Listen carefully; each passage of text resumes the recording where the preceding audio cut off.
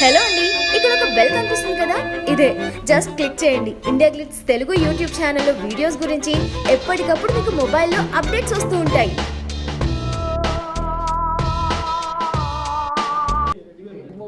ముందు రాక్షసుడని చేశాము. అంటే ఆ రోజు కూడా నేనే కష్టాలంటూ పర్టికులర్ ఏం లేవండి. సినిమా ఖచ్చితంగా బాగుంటుందండి. అంటే గౌతమ్ గారి మార్కులో రెహమాన్ గారి మ్యూజిక్ మీకు అన్నీ ఆల్రెడీ ఆడియో రిలీజ్ అయింది, మీకు తెలుసు ఆడియో ఎంత పెద్ద హిట్ అయింది అనేది. పిక్చరైజేషన్ ఇంక అంతకన్నా బాగుంటుంది.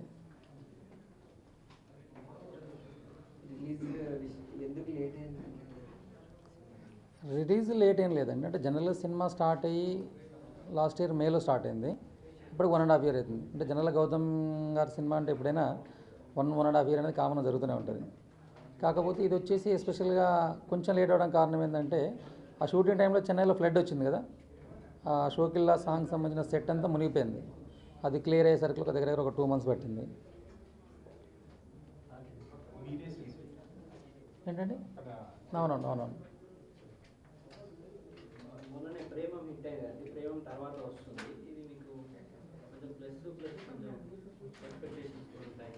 అది కామన్ కదండి.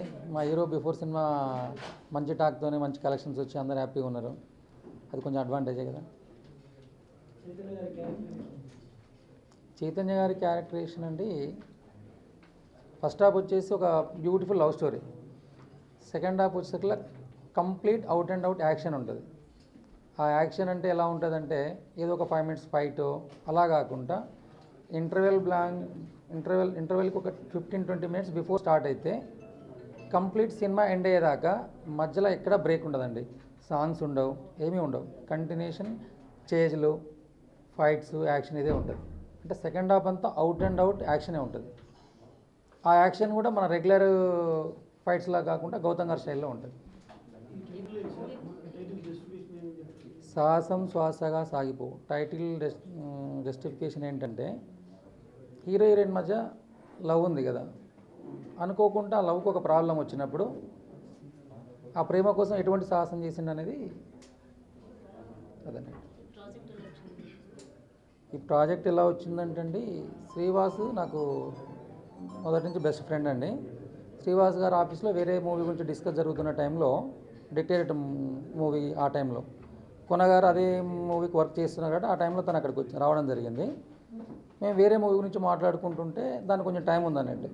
సార్ మీకు ఇంట్రెస్ట్ ఉంటే ఈ ప్రాజెక్ట్ ఉందండి, ఏఆర్ రెహమాన్ కాంబినేషన్లో, గౌతమ్ గారి కాంబినేషన్లో, నాగ చైతన్య బిఫోర్ ఏమయ్య చేసా కూడా చాలా మంచి హిట్ అయింది కదా, చాలా బాగుంది కథ కూడా నేను విన్నానని చెప్పి తను నాకు స్టోరీ నెరేట్ చేయడం జరిగింది. అదిగాక గౌతమ్ మీనన్ కాంబినేషను, ఏఆర్ రెహమాన్ అంత మంచి కాంబినేషన్లో సినిమా అనేది ఫస్ట్ టైము ఇండస్ట్రీకి ఇంట్రడ్యూస్ అవ్వడం కూడా చాలా బాగుంటుంది అనే ఉద్దేశంతో సెకండ్ థాట్ లేకుండా ఇమీడియట్గా ఫైనల్ చేయడం జరిగింది.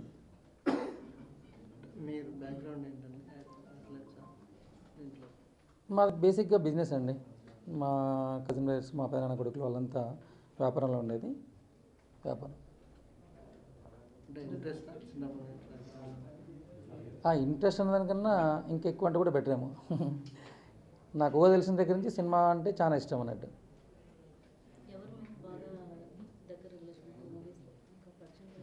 సినిమా ఇండస్ట్రీలో అయితే నాకు పర్టికులర్గా మా ఫ్యామిలీ పరంగా అయితే నాకు ఎవరు అంత లేరండి. కాకపోతే ఈ మధ్యకాలంలో అందరూ ఇదన్నట్టు. పర్సనల్గా నాకు ఎక్కువ అంటే వినాయక్ గారు ఇదండి.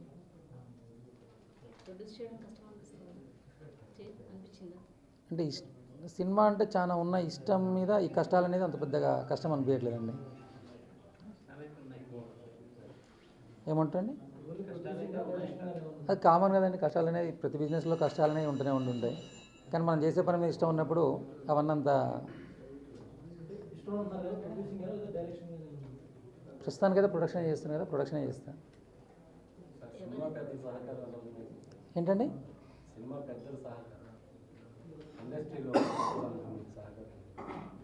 అందరి సహకారం ఉందండి. నాకైతే అందరూ మంచిగా రిసీవ్ చేసుకుంటున్నారు, మంచిగా మాట్లాడుతున్నారు. రీసెంట్గా ఒక 1 week బ్యాక్ అరవింద్ గారు కలిశారు. సినిమా ఇండస్ట్రీ ఎలా ఉండాలి, ఏం చేయాలి, చాలా మంచి విషయాలు చెప్పాడు. దిల్ రాజు గారు అయితే ఆల్రెడీ మీకు తెలుసు, మన లాస్ట్ టైం కూడా వచ్చాడు. ఏపీ తెలంగాణలో ఎన్ని థియేటర్లు రిలీజ్ చేస్తున్నారు సార్? అది రాజు గారిని అడగాలండి, అంటే తను చేస్తున్నాడు, దిల్ రాజు గారు చేస్తున్నారు నైజాము. మోస్ట్లీ ఆ టైంలో ఉన్న సినిమాల్లో పెద్ద సినిమా ఇదే కాబట్టి మ్యాక్సిమం పెట్టుకుండొచ్చు. బోయపాటి గారిది ఎంత అండి బడ్జెట్? హై బడ్జెట్ కదా బోయపాటి గారు అంటేనే, అది మీరు ఫేస్ చేయగలరా? ఫేస్ చేయడానికి ఏముంటుందంటే, సినిమా అనేది బోయపాటి గారి సినిమా అంటే ఖచ్చితంగా ఆయన రేంజ్లో ఆయన మార్కులో ఉంటుంది. అది బడ్జెట్ ఎంతైనా అది కంప్లీట్గా 100% ఎఫర్ట్ చేస్తాను. డైరెక్టర్ పరంగా బడ్జెట్ ఎక్కువ పెట్టిస్తాడు, హీరో పరంగా కొంచెం తక్కువ మార్క్. సినిమా ఎలా చేస్తారు? మనము ఎన్నుకున్న కంటెంట్కి, ఎన్నుకున్న సబ్జెక్ట్కి ఏదైతే అవసరమో దాన్ని 100% ఇప్పుడే కదండి, ఫ్యూచర్లో నెక్స్ట్ చేయబోయే సినిమాలకు కూడా సబ్జెక్ట్ ఏదైతే డిమాండ్ చేస్తో వాటిలో పెట్టడానికి ఎక్కడ మేము కాంప్రమైజ్ అవ్వం. అంటే సబ్జెక్ట్ ఇంపార్టెంట్, ఆ సబ్జెక్ట్ డిమాండ్ మేరకి డైరెక్టర్కి సాటిస్ఫాక్ట్ అయ్యే విధంగా చేయడానికి మంచి సినిమాకి ఎప్పుడు కూడా బిజినెస్ ఉంటుందండి. కాబట్టి బడ్జెట్ అనేది బోయపాటి గారి మీద నాకు తెలిసి ఎంత బడ్జెట్ పెట్టినా తక్కువనే అనుకుంటాను నేనైతే.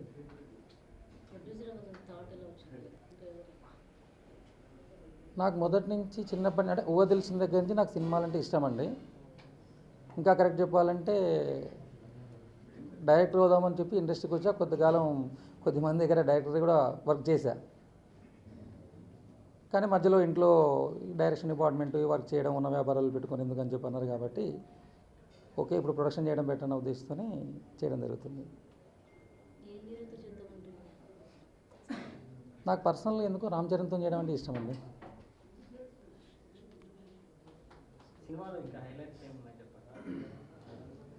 సినిమాల హైలైట్స్ వచ్చేసి సినిమా మొత్తం హైలైటేనండి. సాంగ్స్ చాలా అంటే ఈ మధ్య కాలంలో మీరు చూస్తే మనము ఒక ఆల్బంలో 5 సాంగ్స్ ఉంటే 4 సాంగ్స్ సూపర్ అంటే చాలా ఎక్స్ట్రాడినరీగా రావడం అనేది మా మూవీలో జరిగింది. అది సేమ్ టైం విజువల్గా మనం స్క్రీన్ మీద చూస్తే పిక్చరైజేషన్ అంతకన్నా ఇంకా బాగుంటుంది. ఫస్ట్ అంటే నా రెహమాన్ గారు ఈ మధ్య కాలంలో ఇంత మంచి మ్యూజిక్ అయితే ఏ సినిమాకి ఇవ్వలేదు. ఫస్ట్ కోన వెంకట్ గారు అసిస్టెంట్ అయ్యారు, ఇప్పుడు తీరా చూస్తే రిలీజ్ టైం లేదు. అవునండి, తను కూడా కొంచెం వేరే ప్రాజెక్ట్స్ అవి ఉన్నట్టుంది. తనేదో వేరే వర్క్ను ఒక డైరెక్షన్ ప్లాన్లో కూడా ఉన్నట్టు తెలిసింది. ఆ వర్క్ బిజీ మీద ఉన్నట్టుంది తను. డైలాగ్ స్క్రిప్ట్ రైటర్ అతనండి, డైలాగ్ రైటర్ అతనే ఈ సినిమాకి.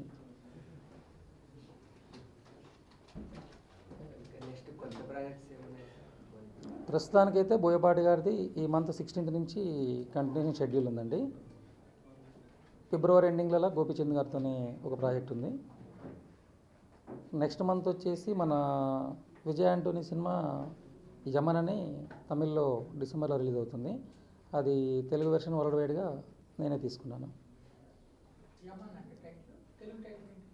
తెలుగు టైటిల్ యముడు అనుకుంటున్నాం, అంటే యముడు అని రిజిస్టర్ చేయించాము ఆల్రెడీ.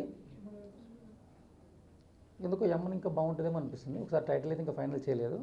బట్ ఆ సినిమా అయితే నెక్స్ట్ మంత్ ఎండింగ్ గారు సంక్రాంతికి ఆ టైంలో వస్తుంది. ఒకటి ఈటీ అని చెప్పి తమిళ సినిమా కూడా రీమేక్ రైట్స్ తీసుకోవడం జరిగింది. ఎవరైనా ఈ తీరుతో చేద్దామా లేదా డబ్బింగ్ చేద్దామని చూడాలి.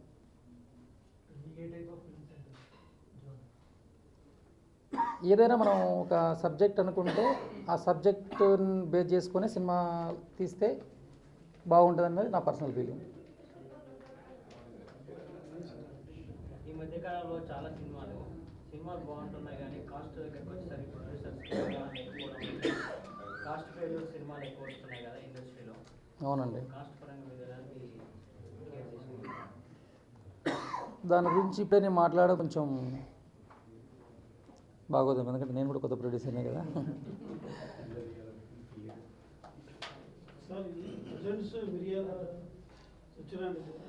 మా నాన్నగారండి.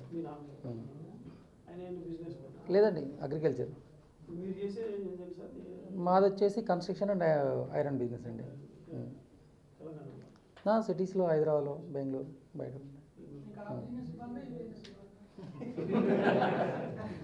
అంటే అదేమో వ్యాపారం అండి, ఇదేమో ఫ్యాషన్. అంటే చిన్నప్పటి నుంచి ఏమంటారు మన ఇష్టంతో చేసే పని కాబట్టి ఇది మన కోరికను తీర్చుకోవడం.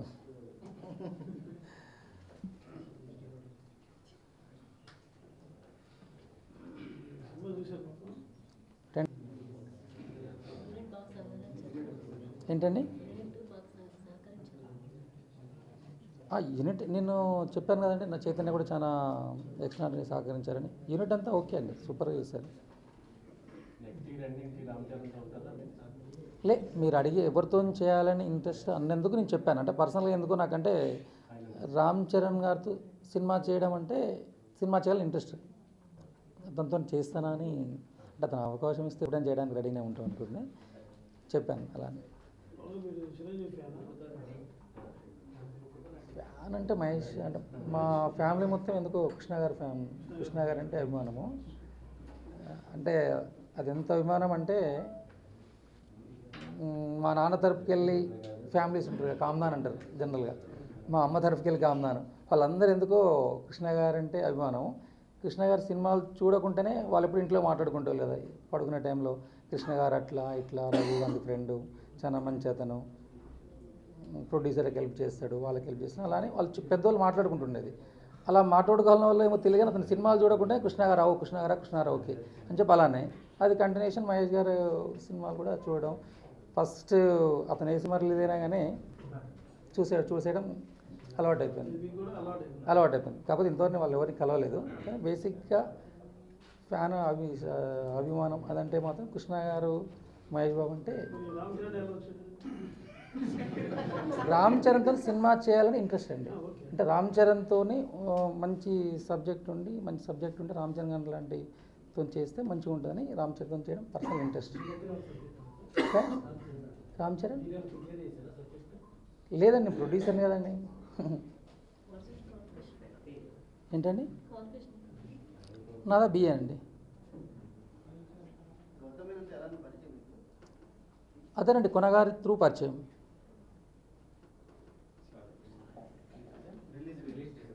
November 11th అండి,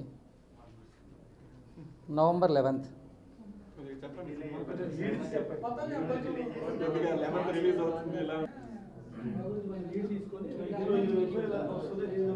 సినిమా వాస్తవానికి చాలామంది అనుకుంటుంటే కొంచెం లేట్ అయిన మాట వాస్తవమేనండి. లేట్ అయినా ఎప్పుడైనా కానీ కూడా సినిమా మాత్రం గౌతమ్ గారి మార్కులో ఉంటుంది. November 11th మేము ముందుకు వస్తుంది. ఆడియన్స్ చాలా పెద్ద సక్సెస్ చేశారు. సినిమాను కూడా అంతకుమించి సక్సెస్ చేసి ఆశీర్వదించాలని కోరుకుంటూ మీ సహాయ సహకారం మాకు ఎప్పుడు ఉండాలని అనుకుంటున్నాను. Thank you.